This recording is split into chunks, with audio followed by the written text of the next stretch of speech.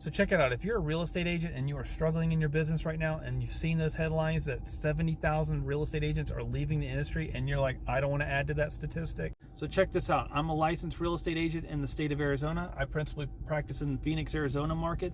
Above me here is the first 2 quarters.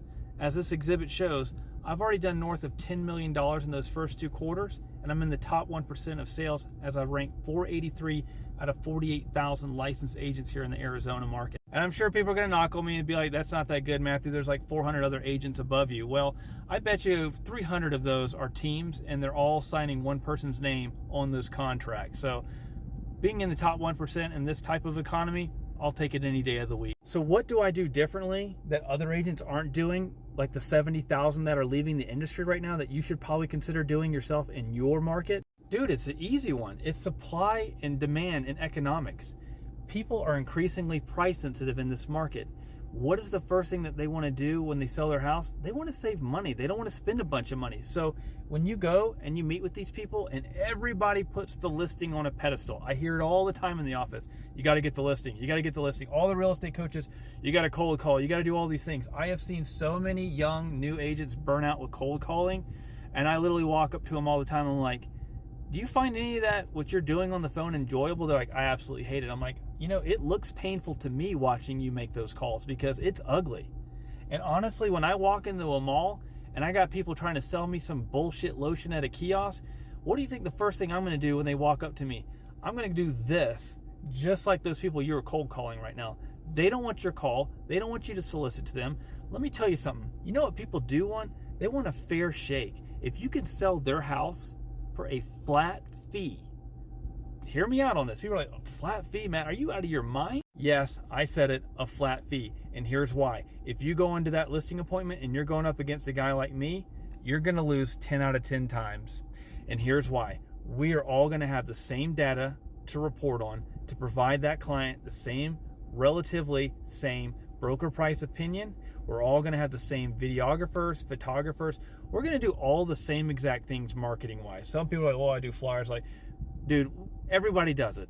The multiple listing service and all of the third-party websites are selling that property because we all know, and I show the clients, because if you don't do this, you're going to be even way behind me. I'm going to show them what's called a normal distribution, i.e. a bell curve.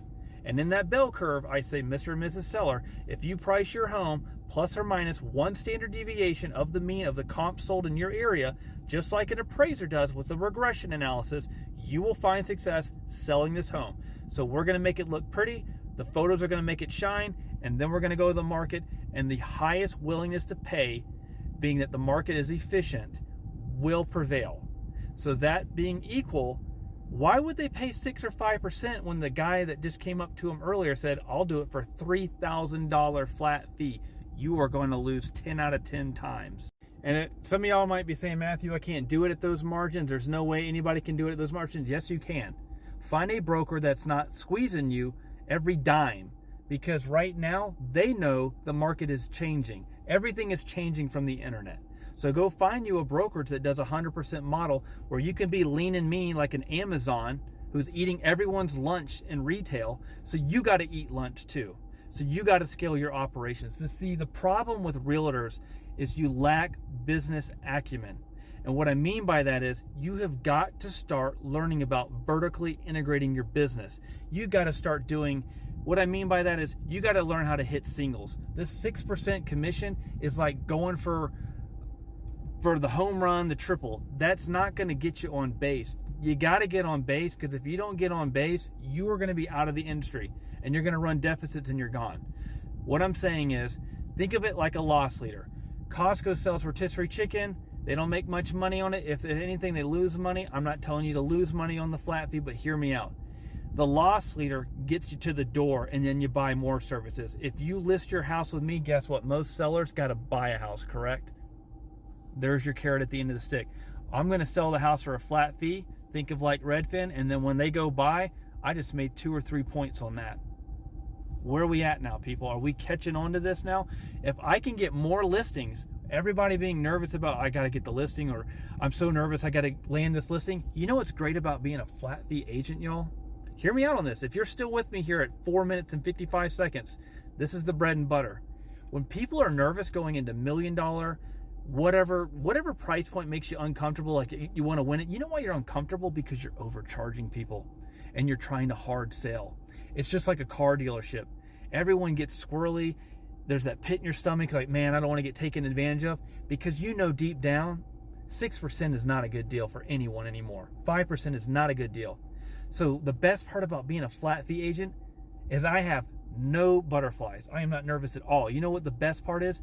The seller is not interviewing me. I'm interviewing you. Do I want to take you on? I have plenty of listings. I want listings that will sell. I want velocity. The more units I turn, the more money I make, the more relationships I build. If I'm sitting on one listing at 6 points that never sells or takes a year to sell, that's not helping my business scale. So my point with that is, I get to interview the seller. If you are unrealistic on your price, you're going to be rude, I can already tell the energy's not right, I'm not taking you on. And that blows realtors' minds. They're like, damn, I didn't even think of that.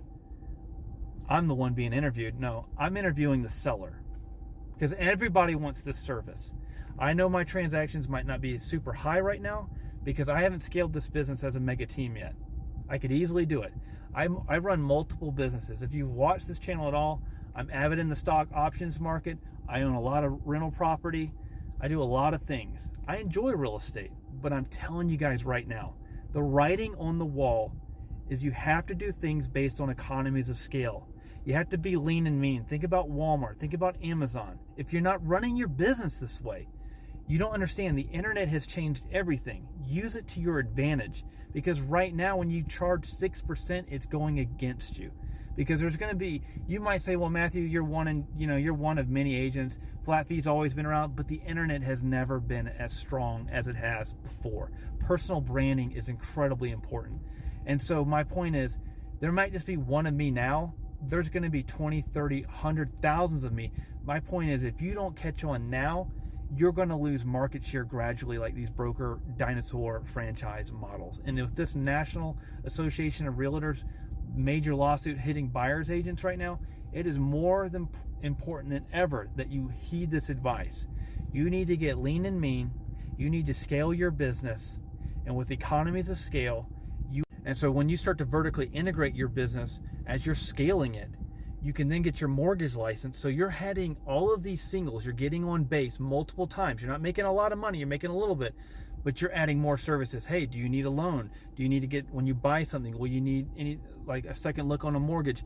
You can start making money because you have a mortgage license, you have a real estate license. Hey, you can create a joint venture with a title company, and as long as that title company is beating the cost of the other title company and adding a better service to the client, you can make money as a private owner partner with the dividend shares that company makes. There are so many ways to make money as a real estate agent, but if you're constantly going for the 6% home run triples, you're going to be out. Hit singles, get on base. That is the best advice I can give you right now, you guys. If you've stuck with me this long, thanks so much. I love doing real estate. I just don't do a lot of the videos because they're not as popular. But if you like to talk about real estate and your sales business, I'm telling you guys, I've been doing this for 12 years. I'm pretty damn good at it. I've made a great life for me and my family. So if you ever need advice, feel free to DM me anytime. All right, see you guys.